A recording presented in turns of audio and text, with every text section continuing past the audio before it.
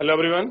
आप सब कैसे हैं? मैं उम्मीद करता हूं कि बहुत अच्छे होंगे और अपनी पढ़ाई को बहुत अच्छे से कर रहे होंगे। मैं Akash Kumar Bhadana ICT virtual classroom में आपका बहुत बहुत स्वागत करता हूं मेरे प्यारे बच्चों।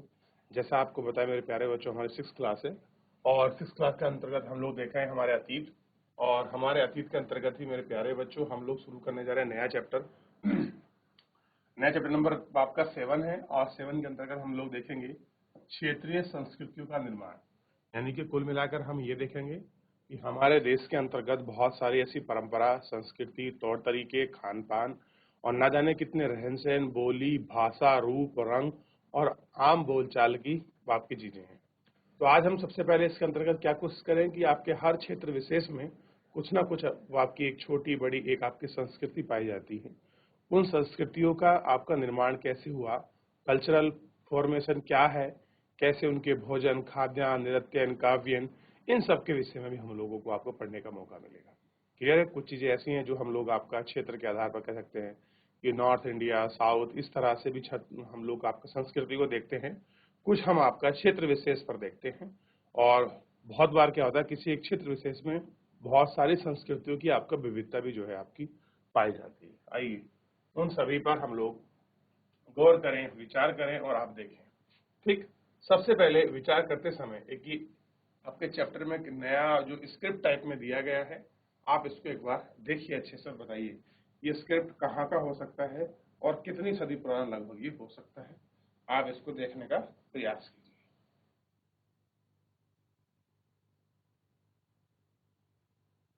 ठीक, देख लिया? अब देखिए आगे बढ़ते हैं और थोड़ा सा जानने का प्रयास करते हैं। कह रहे हैं लोगों का वर्णन करने का एक सबसे सामान्य तरीका है उनकी बोलचाल की भाषा से उन्हें परिभाषित करना। क्या पर अगर आपका किसी आपके क्षेत्र के लोगों को या कहीं के लोगों को अगर आपको एक्सप्लेन करना हो, वर्णन करना हो, तो सबसे आसान तरीका क्या है कि जो उनकी बोलचाल की जो भाषा है, ठीक, आप उसको क्या कर दो, आप उसको डिफाइन कर दो। डिफाइन मतलब है आप उसको परिभाषित कर दो। बहुत बार क्या होता है किसी की आम बोलचाल से हम लोग आपका जज कर लेते हैं कि ये व्यक्ति हरियाणा का हो सकता है, ये दिल्ली का हो सकता है, ये गढ़वाली हो सकता है, ये कुमाऊनी हो सकता है। तो इस तरह से हम लोग ये कर सकते हैं। जब हम किसी व्यक्ति को तमिल या उड़िया कहते हैं तो आमतौर पर इसका अर्थ होता है वह तमिल या उड़िया भाषा बोलने वाला है और कहाँ से हो सकता है, तमिलनाडु या उड़ीसा में रहता है। आम भाषा में यही हमारी क्या है, एक आपकी मान्यता है और यही हमारी समझ है कि अगर कोई व्यक्ति आपका उड़िया भाषा बोल रहा है तो हम क्या कहेंगे, ये व्यक्ति क्या है, उड़िया है। क्लियर है? आम बोलचाल तो यही होगी और यही शायद हम लोग आपका समझते भी होंगे। अगर कोई व्यक्ति आपका गढ़वाली बोल रहा है तो हम क्या कहेंगे कि ये व्यक्ति आपका गढ़वाली है। कुमाऊनी बोल रहा है तो हम क्या कहेंगे कि ये व्यक्ति कुमाऊनी बोल रहा है, जरूर आपका कुमाऊं संस्कृति से संबंधित होगा। जौनसारी बोल रहा है तो हम कहेंगे कि ये आपका जौनसारी संबंधित हो सकता है। आम बोलचाल में ये सब चीजें आप लोग देखते हो ना मेरे प्यारे बच्चों। अब देखिए, इस तरह हम प्रत्येक क्षेत्र में कुछ खास किस्म के भोजन, वस्त्र, काव्य, काव्य का मतलब होता है आपके जो उनके द्वारा लिखी गई रचनाएं हैं, नृत्य, संगीत और चित्रकला को जोड़ करते हैं।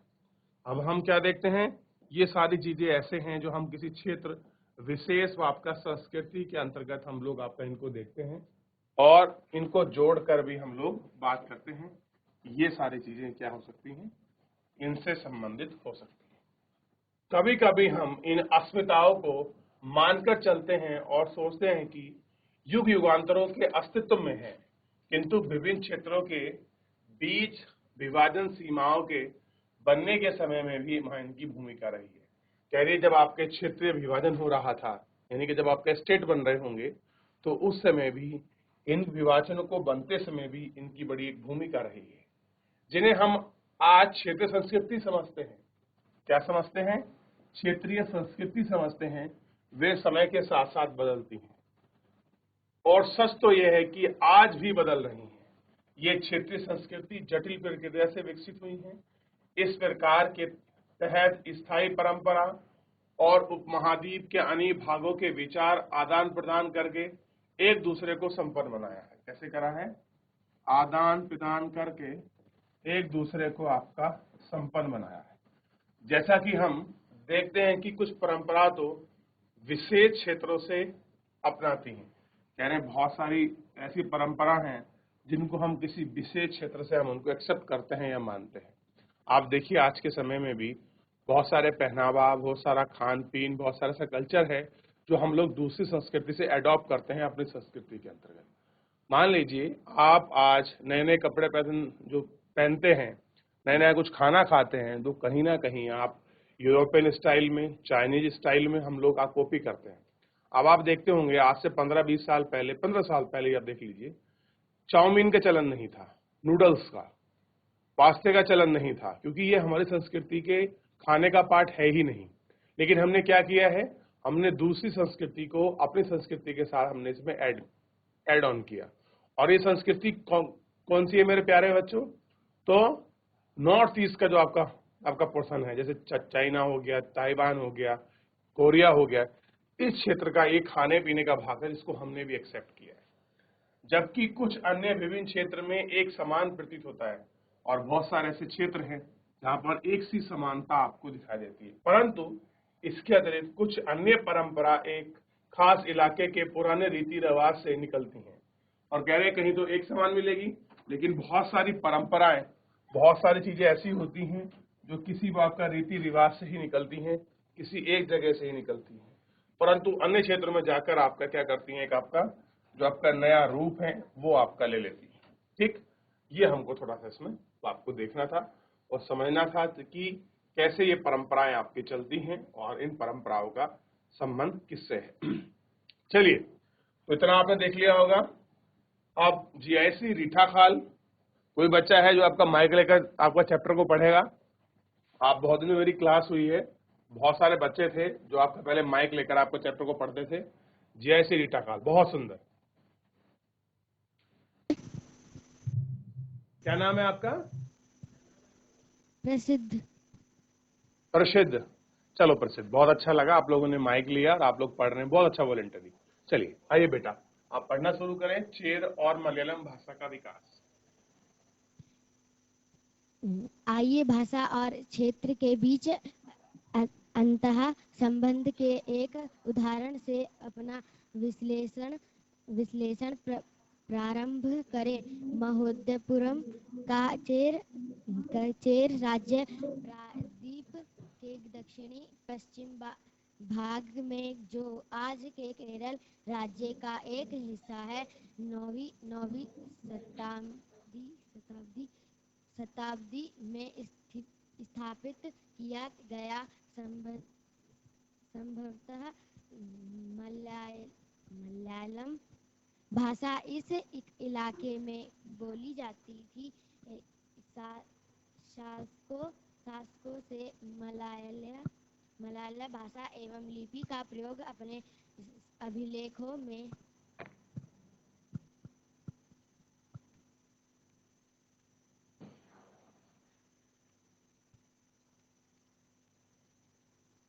किया।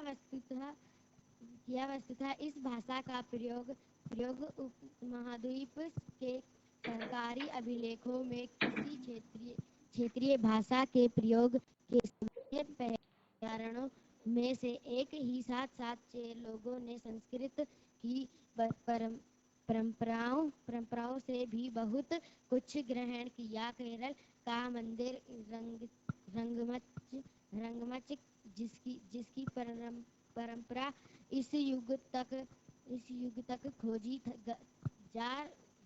जा सकती है, संस्कृत के महाकाव्यों पर आधारित था। मलयालम भाषा की पहली साहित्यिक कृतियां जो लगभग 12वीं शताब्दी की बताई जाती है, प्रत्यक्ष रूप से संस्कृत की ऋणी है।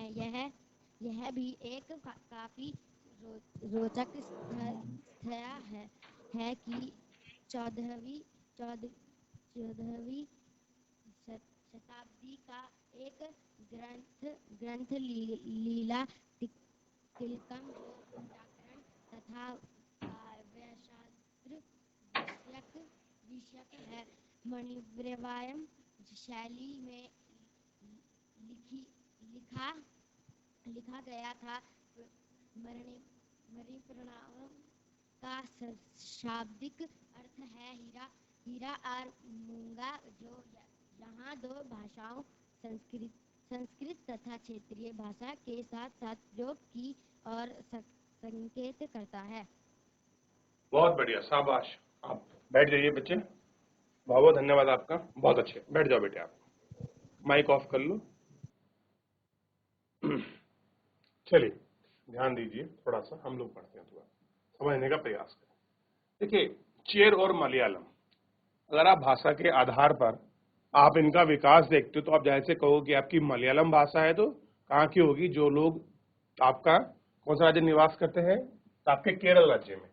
और छोटा सा अगर आपको मैं मैप बनाऊं और मैं आपको केरल की पोजीशन को बताऊं तो बड़ा स्पष्ट हो जाएगा आपके लिए। केरल, ये वाला जो क्षेत्र है, ये पूरा, इसको कहते हैं हम लोग पापा केरल। ये राज्य है केरल। क्लियर है? ज्योग्राफी में आपको देखने के लिए मिलेगा, मैंने एक आपको सिंबॉलिक रूप से समझाया। केरल राज्य है जो आपका मलयालम संस्कृति का प्रतीक है। कर्नाटक में आपके कन्नड़, तमिल में आपके तमिल लोग हैं। क्लियर है? और तमिलनाडु में आपका जो है आपका तेलुगु लोगों का आपका वर्चस्व। तो हर राज्य में कुछ साउथ के ऐसे राज्य हैं जिनमें आपका विशेष संस्कृति के आधार पर ये आपकी चीजें हैं। ठीक। और अगर मैं बात करूं खास कर इस क्षेत्र की, मलयालम की, तो इनकी जो क्षेत्र है और भाषा है, इनके बीच अंतः संबंध है, यानी कि एक दूसरे से जुड़े हुए हैं, इंटरलिंक है। अंतः संबंध का मतलब होता है एक दूसरे से जुड़े होना। क्लियर है? अब कह रहे हैं एक ऐसा क्षेत्र है महोदयपुरम, चेल राज्य का प्रायद्वीप के दक्षिण पश्चिम का भाग है। एक राज्य था चेल राज्य। आपने 3 राज्यों के नाम सुने होंगे, चेल, चोल, आपका पांड्य। ये दक्षिण भारत के 3 वंश थे जो आपका सर्वाधिक शक्तिशाली थे और जिन्होंने दक्षिण भारत के अंतर्गत आपका शासन किया। चेल यहाँ पर शासन कर रहे थे, पांड्यन यहाँ पर शासन कर रहे थे और चोल यहाँ पर आपका शासन कर रहे थे। चेल, चोल, पांड्य, ये 3 शासन थे। अब देखिए, कह रहे 9वीं शताब्दी की बात है। कौन शताब्दी? जो नवी आपकी सेंचुरी है, आपकी शताब्दी है, उस समय की बात है, यानी कि 1000 के आसपास की बात है कि संभवतः मलयालम भाषा इसी इलाके में बोली जाती होगी। कि देखिए 100% नहीं कह रहे संभवतः ऐसा होगा कि जो मलयालम भाषा है वो इसी क्षेत्र में आपका बोली गई होगी। ठीक है? और कह रहे हैं शासकों ने मलयालम भाषा एवं लिपि का प्रयोग अपने अभिलेखों में, यानी कि जो उन्होंने स्क्रिप्ट लिखे हैं, अभिलेख हैं, उन्होंने अभिलेखों में अपना मलयालम भाषा का उन्होंने प्रयोग किया होगा। अब देखिए, ये है आपकी मलयालम भाषा में लिखा हुआ एक स्क्रिप्ट, आपका अभिलेख। तो जो मलयालम भाषा है इस तरह से लिखी जाती है। आप इसको उर्दू ना समझिए, आप इसको फारसी ना समझिए। ये कौन सी भाषा है? ये आपकी मलयालम भाषा है। अगर आप इसको देखो तो गौर करिए, मलयालम भाषा का बिल्कुल जो एक अलग संस्कृति है, अलग भाषा है, बिल्कुल अलग है। अलग है ना बच्चों? दिख रही है ना? अलग है। तो ये आपकी मलयालम संस्कृति में, मलयालम भाषा में लिखा हुआ एक अभिलेख है। अगर हम तुम लोगों को पढ़ने के लिए बोल दिया जाए कि आप इस मलयालम का जो स्क्रिप्ट लिखा है आप इसको पढ़िए, तो शायद संस्कृत में तो आप अच्छा पढ़ भी लें, इंग्लिश में भी पढ़ लेंगे, लेकिन आप मलयालम में आप नहीं पढ़ सकते, क्योंकि हमारे अनुसार तो हमें आधे अक्षर एक से दिखा दे रहे हैं। हम कहेंगे ये उल्टा आपने 3 बनाया है, या आपने उल्टा यू बनाया है, या आप 0 बनाते हुए रह गए, आप इसको कहेंगे ये 1 है, ये 3 है, ऐसे ही कहेंगे ना। जबकि ये किसके शब्द हैं? ये अंगणित के शब्द ना होकर ये उन वहां की जो भाषा है, जैसे हम लोग आपका हिंदी में ए आ उ लिखते हैं, उसी तरह से कुछ इनके शब्द रहे होंगे। क्लियर है? आइए देखते हैं। और क्या बोल रहे हैं कि इस भाषा का प्रयोग उपमहाद्वीप के सरकारी अभिलेखों में किया गया है। कह रहे जो उस समय का हमारा उपमहाद्वीप था, इस उपमहाद्वीप में जो भी आपके राजा रहे होंगे, शासक रहे होंगे, तो जो राजा शासक हैं वो कौन से क्षेत्र के हैं? आपके सरकारी अभिलेखों में कई क्षेत्रीय भाषाओं में क्या किया गया है? मलयालम भाषा का प्रयोग किया गया है। ऐसे बहुत सारे एग्जाम्पल हमको देखने के लिए मिले हैं और उसमें से एक एग्जाम्पल को हम लोग अभी अभी देख चुके हैं। कह रहे हैं कि साथ 6 लोगों ने संस्कृति परंपरा में भी बहुत कुछ ग्रहण किया। और अगर आप चेल यानी कि मलयालम, चेल एक आपका राज्य था, वहां के लोगों की भाषा थी मलयालम। वर्तमान में कर्नाटक जो आपको केरल राज्य है, क्षमा चाहूंगा, तो आपको केरल राज्य है, आप केरल को इसमें इस संस्कृति को देख सकते हैं। अब देखिए केरल के जो मंदिर हैं ये रंगमंच की और आपकी परंपराओं में युगों युगों तक इसको देखी जा सकती है, और ये वास्तविकता है। अगर आप देखोगे पूरे भारत में कहीं भी अगर हमारे साहित्यिक धर्म ग्रंथ, ध्यान दें सभी बच्चे, रीटा खाल ध्यान दे बेटा, शक्ति फार्म ध्यान दें सभी। देखिए अगर हम संस्कृति परंपराओं की बात करते हैं कि हमारी संस्कृति कैसी है, क्या हमारे ग्रंथ हैं, क्या उनकी चीजें हैं, अगर आज भी कहीं मूल बचा हुआ है तो मैं मानता हूं कि केरल में है आपका मूल बचा हुआ, जो साउथ के कुछ स्टेट्स हैं उनमें मूल है, या हमारे पहाड़ों में आपकी परंपरा आज भी उसी तौर तरीके से है जिस जमाने से वो आपकी चली आ रही है। क्लियर है मेरे प्यारे बच्चों? अब देखिए कि संस्कृत महाकाव्यों पर आधारित है, बहुत सारी चीजें किस पर लिखी हैं? संस्कृत महाकाव्यों पर। और मलयालम भाषा की पहली साहित्य कीर्ति जो लगभग 12वीं शताब्दी की बताई गई है। कह रही जो आपकी मलयालम भाषा है, इस मलयालम भाषा में जो आपकी पहली कीर्ति, साहित्य कीर्ति का मतलब है जो पहली रचना जो बनी है, जो कोई काव्य लिखा गया है, वो 12वीं शताब्दी के आसपास का है और प्रत्यक्ष रूप से संस्कृत की ऋणी है। और किसकी ऋणी है? संस्कृत भाषा की। और यह काफी रोमांचक तथ्य है कि 4वीं शताब्दी में ग्रंथ लिखा गया है जिसका नाम है ग्रंथ का लीला तिलकम, और जो व्याकरण और काव्य शास्त्र के विषय में है मणिप्रभम, मणिप्रभम, ठीक। और मणिप्रभम का जो शाब्दिक अर्थ है, मणि का हो गया मतलब आपका हीरा और प्रभम का मतलब हो गया आपका मूंगा, ठीक। दो भाषा है, संस्कृत और क्षेत्रीय भाषा के साथ साथ आप देखेंगे। आप देखिए आपको, आप अगर दक्षिण भारत में जाओगे या तो आपको क्या मिलेगा? लम मिलेगा या आपको पुरम मिलेगा, ठीक। ये दो शब्द आपको लास्ट वाले जरूर देखने के लिए मिलेंगे। क्लियर है? ये आपको ध्यान रखना है। तो ये है आपका दक्षिण भारत का एक स्टेट और एक राजवंश, चोल राजवंश में आपका फली फूली आपकी एक संस्कृति है और जिसको हमने पढ़ा। अब देखिए दक्षिण भारत के अंतर्गत एक बहुत प्रसिद्ध मंदिर है और आपने सुना होगा जगन्नाथपुरी। कितने बच्चों ने सुना है जगन्नाथपुरी के विषय में? बताइए कितने बच्चे जानते हैं जगन्नाथपुरी को? और जगन्नाथपुरी किस राज्य में है? दूसरा क्वेश्चन, किस भगवान को समर्पित है? यह आपको बताना है। और आज आपको जगन्नाथपुरी की प्रसिद्ध चीजों के बारे में, कहानी, परंपराओं, तौर तरीके के बारे में बहुत कुछ आपको सीखने के लिए मिलने वाला है। आइए देखते हैं और उन पर हम लोग एक एक करके आपका बात करते हैं, ठीक। शासक और धार्मिक परंपराएं, ठीक है। चलिए कौन बच्चा पढ़ेगा? आप जीआरसी शक्ति फार्म से जीआरसी रीटा खाल, चलिए आप ही पढ़ लीजिए। कोई भी बच्ची खड़ी हो जाए, आप खड़े, चलिए कोई बात नहीं, बहुत शाबाश। कोई नहीं, आप ही पढ़ लीजिए।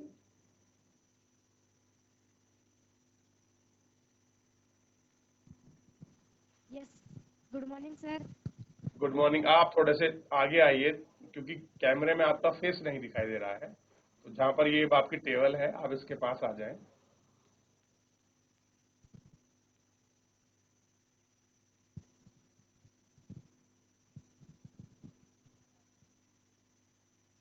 क्या नाम है आपका? सर रोहित। ठीक है रोहित जी। बेटा रोहित आप पढ़ना शुरू करो। शासक और धार्मिक परंपराएं, जगन्नाथी संप्रदाय, यहां से शुरू करेंगे। अन्य क्षेत्रों में क्षेत्रीय संस्कृतियां क्षेत्रीय धार्मिक परंपराओं से विकसित हुई थी। इस प्रक्रिया का सर्वोत्तम उदाहरण है पूरी उड़ीसा में जगन्नाथ का संप्रदाय। जगन्नाथ का शाब्दिक अर्थ है दुनिया का मालिक, जो विष्णु का पर्यायवाची है। आज तक जगन्नाथ की काष्ठ प्रतिमा स्थानीय जनजातीय लोगों द्वारा बनाई जाती है, जिससे यह तात्पर्य निकलता है कि जगन्नाथ मूलतः एक स्थानीय देवता थे, जिन्हें आगे चलकर विष्णु का रूप मान लिया गया। 12वीं शताब्दी में गंग वंश के एक अत्यंत प्रतापी राजा अनंतवर्मन ने पुरी में पुरुषोत्तम जगन्नाथ के लिए एक मंदिर बनवाने का निश्चय किया। उसके बाद 1230 में राजा अगन भीम तृतीय ने अपना राज्य पुरुषोत्तम जगन्नाथ को अर्पित कर दिया और स्वयं को जगन्नाथ का प्रतिनियुक्त घोषित किया।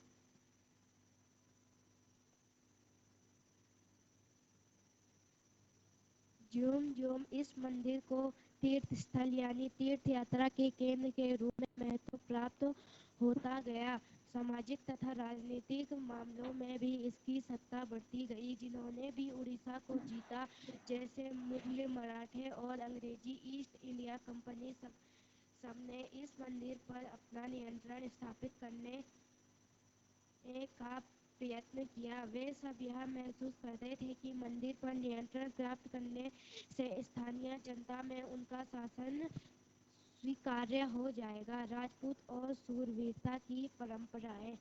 19वीं शताब्दी में ब्रिटिश लोगों पर उस क्षेत्र को जहां आज का अधिकांश राजस्थान स्थित है, राजपूताना कहते हैं। इससे यह समझा जा सकता है कि वह एक ऐसा प्रदेश था जहां केवल अथवा प्रमुख रूप से राजपूत ही रहा करते थे, लेकिन यह बात आंशिक रूप से ही सत्य है। ऐसे अनेक समूह थे और आज भी हैं जो उत्तरी तथा मध्यवर्ती भारत के अनेक क्षेत्रों में अपने आप को राजपूत कहते हैं। यह भी सच है कि राजस्थान में राजपूतों के अलावा अन्य लोग भी रहते हैं, तथापि अक्सर यह माना जाता है कि राजपूतों ने राजस्थान को एक विशिष्ट संस्कृति प्रदान की। ये संस्कृति परंपराएं वहां के शासकों के आदर्शों तथा अभिलाषाओं के साथ घनिष्ठता से जुड़ी हुई थी।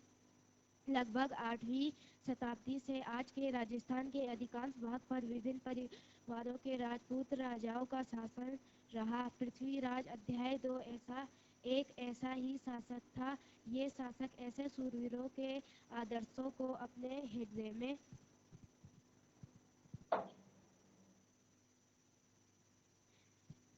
सजोए रखते थे, जिन्होंने रण क्षेत्र में बहादुरी से लड़ते हुए अक्सर मृत्यु का वर्ण किया पर पीठ नहीं दिखाई। राजपूत शूरवीरों की कहानियां काव्यों एवं गीतों में सुरक्षित हैं। ये विशेष रूप से प्रशिक्षित चारण भाटों द्वारा गाई जाती है। ये काव्य एवं गीत ऐसे शूरवीरों की स्मृति को सुरक्षित रखते थे और उनसे यह आशा की जाती थी कि वे अन्य जनों को भी उन शूरवीरों का अनुकरण करने के लिए प्रेरित एवं प्रोत्साहित करेंगे। साधारण जन भी इन कहानियों से आकर्षित होते थे। इन कहानियों में अक्सर नाटकीय स्थितियों और स्वाभिभक्ति, मित्रता, प्रेम, शौर्य, क्रोध आदि प्रबल संवेगों का चित्रण होता था। बहुत बहुत धन्यवाद। बैठ जाइए रोहित बेटे, यार आगे बढ़ते हैं। बहुत अच्छा पढ़ा, शाबाश। चलिए थोड़ा सा देखते हैं।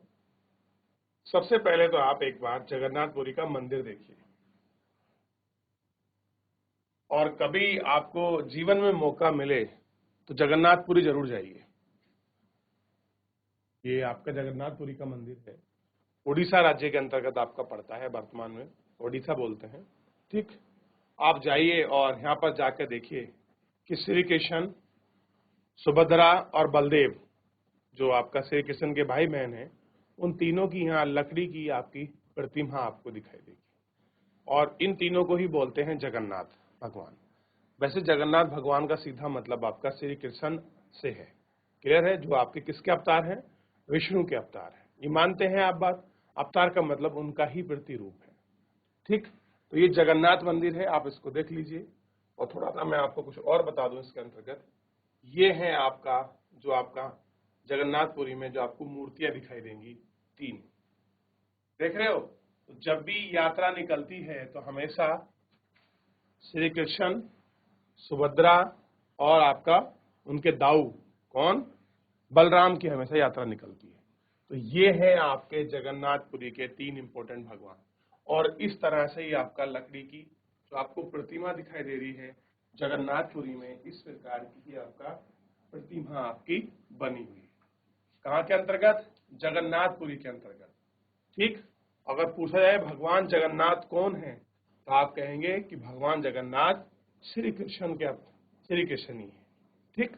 उनको है किस नाम से पुकारा गया? जगन्नाथ।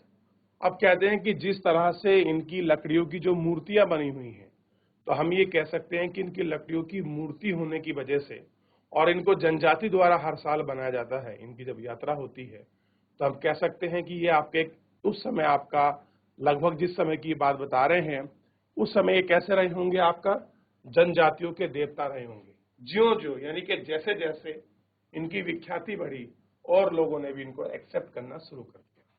ठीक। चलिए थोड़ा समझेंगे और इसको जानने का प्रयास भी करेंगे। और कह रहे हैं बालभद्र सुभद्रा यानी कि बलदेव जिनके भाई हैं बलराम, और जगन्नाथ की लघु मूर्तियां ताम्र पात्र की पांडुलिपि पर, ये किस पर है? तांबे का जो एक शीट है उसके ऊपर आपका रचना या आपकी रचित ये सारी चीजें हैं जो इसमें रचना कर कर आपका दिखाई गई है। क्लियर है?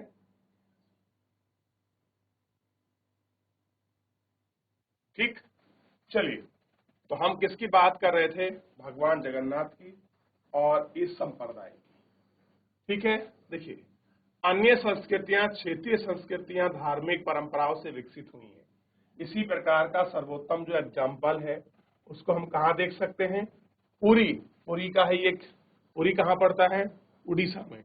और उड़ीसा के अंदर एक संप्रदाय है जिसको हम कहते हैं जगन्नाथ संप्रदाय। कौन सा संप्रदाय है? जगन्नाथ संप्रदाय। और आप जानते हैं कि जगन्नाथ का जो शाब्दिक अर्थ है वो क्या है? दुनिया का मालिक, जो विष्णु का आपका पर्यवाची। अगर आपसे पूछे दुनिया का मालिक कौन है, तो उसी का पर्यवाची क्या है? विष्णु। और विष्णु को क्या कहा गया है यहाँ? जगन्नाथ। क्लियर है? तो आपको पता होना चाहिए कि जगन्नाथ मंदिर कहाँ है? पुरी उड़ीसा के अंतर्गत है। और किसकी वहां आपकी प्रतिमाएं हैं? तो आप तीन कह सकते हैं, बालभद्र, सुभद्रा और भगवान जगन्नाथ की वहां आपकी प्रतिमाएं। कह रहे हैं कि आज तक जगन्नाथ की कास्ट यानी कि लकड़ी की प्रतिमा स्थानीय जनजाति लोगों द्वारा बनाई जाती है। इसका तात्पर्य निकलता है कि जगन्नाथ मूलतः स्थानीय देवता थे और आगे चलकर इनको क्या मान लिया गया? इन्हीं को विष्णु का जो रूप है वो आपका मान लिया गया। क्लियर है मेरे प्यारे बच्चों? चलिए, फिलहाल क्या है, आज इस चैप्टर को हम इतना अपना यहाँ तक कंटिन्यू करते हैं क्योंकि समय समाप्त हो रहा, चैप्टर पूरा हो नहीं पाएगा। तो कल हम लोग इसको दोबारा पढ़ेंगे, दोबारा समझेंगे। और आपका स्पेशल आपका थैंक्स है जीआईसी रीटा खाल, और क्षमा चाहूंगा रीटा खाल स्कूल था नहीं, जीआईसी रीटा खाली। ठीक है। चलिए मेरे प्यारे बच्चों, बहुत अच्छा कर आप लोगों ने जुड़ के पढ़ा। बहुत बहुत धन्यवाद जीआईसी रीटा खाल। चलिए मेरे प्यारे बच्चों, आज के लिए इतना ही। धन्यवाद।